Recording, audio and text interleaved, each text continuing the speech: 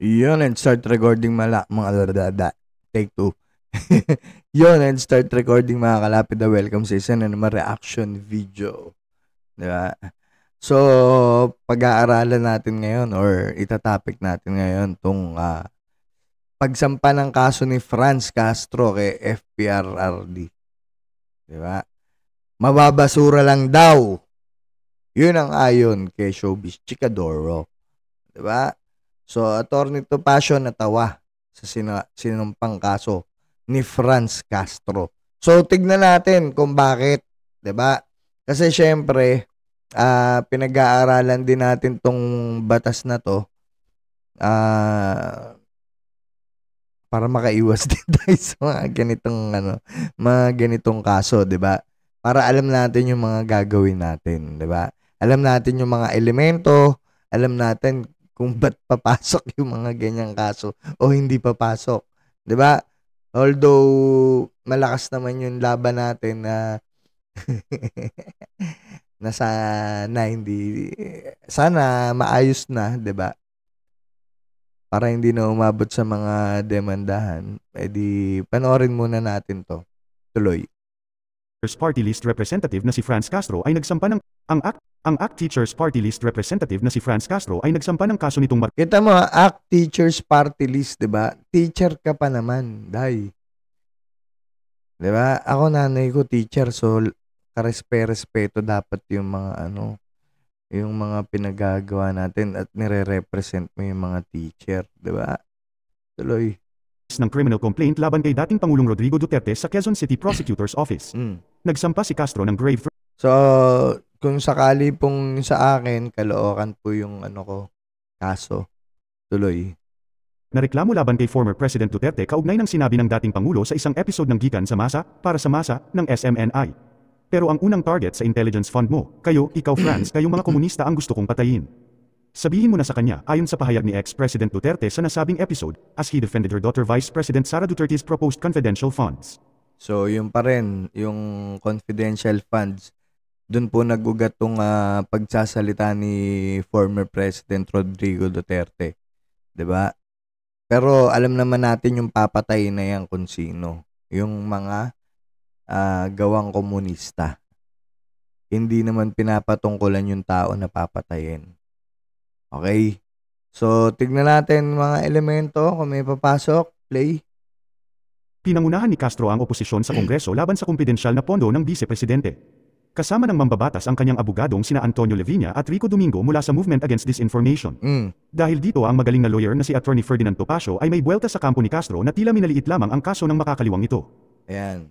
So, hindi ko alam kung abogado ni PRR dito si si Attorney Topacio, pero mahusay din na na abogado. De Campanilla rin. Diba, attorney? I once defended someone who said to the president of his homeowners association that you deserve to die. No case, days the court, it was an expression of a desire, not a threat.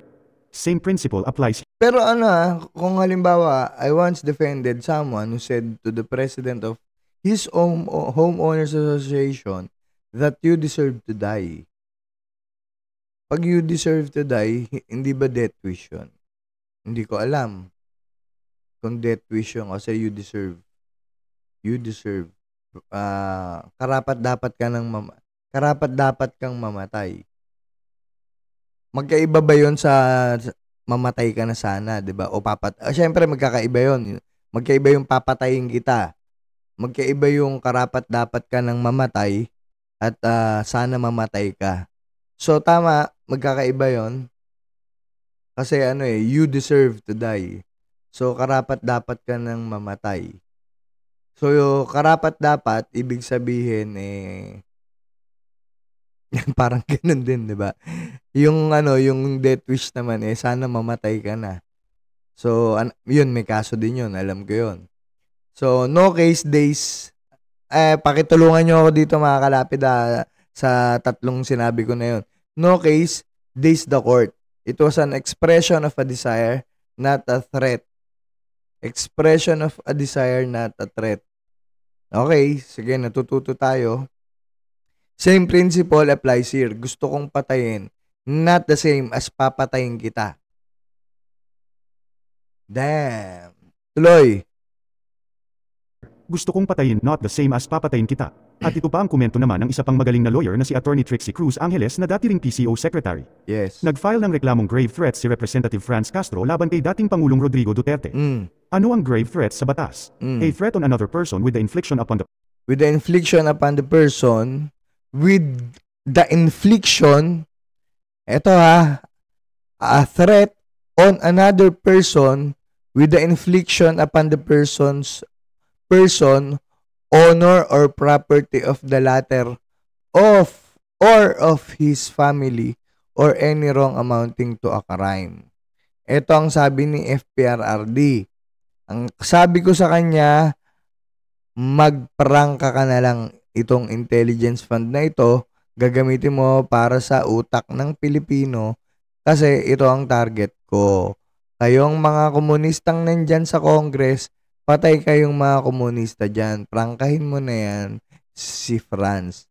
Yun ang sabi ni FPRRD kay Inday Sara. Honor or property of the latter or of his family of any wrong amounting to a crime. Ito ang sabi ni FPRD. Ang sabi ko sa kanya, magprangka ka na lang. Itong intelligence fund na ito, gagamitin ko para sa utak ng Pilipino kasi ito ang target ko, kayong mga komunistang nandyan sa Congress. Patay kayong mga komunista dyan. Prangkahin mo na yan si Franz. Ang una mong ang una mong target sa intelligence fund mo, kayo. Ikaw, Franz, kayong mga komunista ang gusto kong patayin. Sabihin mo sa kanya, na yan sa kanya. So, sinabi niya yan kay Inday Sara. Notes. Una, hindi in-address ni FPRRD kay Representative Castro, kundi ang anak niyang si VP Inday. Ang target na sinasabi ni FPRRD ay ang mga komunista. Ang purpose ay ang utak ng mga Pilipino. Nung in-address si Franz sa last sentence, ito ay proposed statement na sinasuggest ni FPRRD na sabihin ng anak niya. Marahil alam ng dating Pangulo ang lahat ng ito, malamang. Siyempre, abogado yan. Diba? Kaya nga din tayo nag-aaral ng batas para pag na-encounter natin yung mga ganito, alam din natin yung gagawin natin. O tuloy. Target sa intelligence fund mo. Kayo, ikaw Franz, kayong mga komunista di si Representative Castro. Ang purpose ay utak ng mga Pilipino. Pangkin ng anak niya. Known influencer na si Shanwai na isa ring Pangulo ang lahat ng ito. Ang isyong ito ay binigyan naman ng comment reaction ng well-known influencer na si Shanwai na isa ring lawyer student. Aniya malaki ang chance na mababasura ang kaso o kung hindi naman ay pwede pang mabaliktad ang kaso dahil parang pag-amin na rin ito ni Castro na siya ay isang komunista. Yun lang, di ba? Yun lang. Medyo mabigat yun, no? Kasi dahil tungkol sa komunista yung ang pinag-uusapan, pwedeng parang umamin ka na komunista ka. So, may punto ron si Sean Wayne, 'di ba? So, mga kalapida, anong masasabi niyo sa video na to? Ako, pinag-aralan ko lang to kasi medyo mainit ako sa ganito ngayon, 'di ba? Kaya nga may mga name-personal sa akin sa Facebook. Personal account pumapasok na doon para mangharas or mambully or mang-threat, gawa ka uli account. 'Di ba? Pero wag mong asahan na hindi ka mahuhuli. 'Di ba? The long arms of the law is the long arms of the law. 'Di ba? So, mga kalapida, paki-subscribe syempre. Hit the notification bell. Hit the Hit the notification bell. Tapos paki-like na rin syempre yung video natin para maraming makapanood, 'di ba? Tapos comment lang kayo ng comment. Kahit masasakit, saktan niyo ako. Okay, and stop recording.